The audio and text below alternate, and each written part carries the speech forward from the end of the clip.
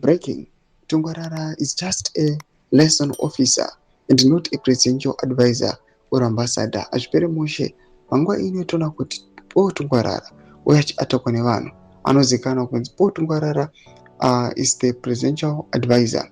Panguva ino vanhu vari kuzvidismisa vachiti hakuna mapresidential advisors akadai. Panguva ino chinoka kunzi ndo vanhu vari kurarama unonzi upenyu.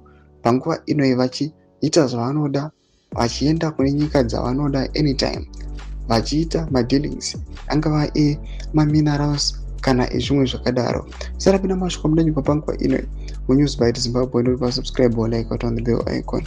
Nokuda pana paNewsBite chinoda mberi nyora ichiti fresh details have cast serious doubt on claims that Paul Tungwarara holds any ambassadorial role as a presidential advisor, with the sources confirming he was never formally appointed to the influential position.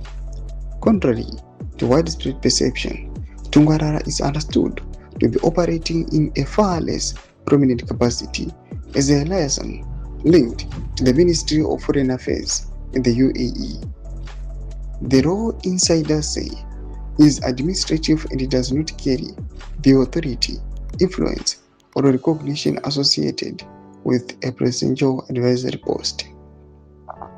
The revelations is likely to trigger questions over how Tungwarara came to be publicly associated with the high-level title and whether the portrayal was deliberate or a result of misinformation.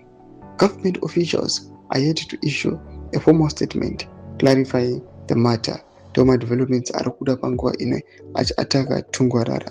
Pana comment section medu muzafungura imo kuti pamusoro pechitiko ichi.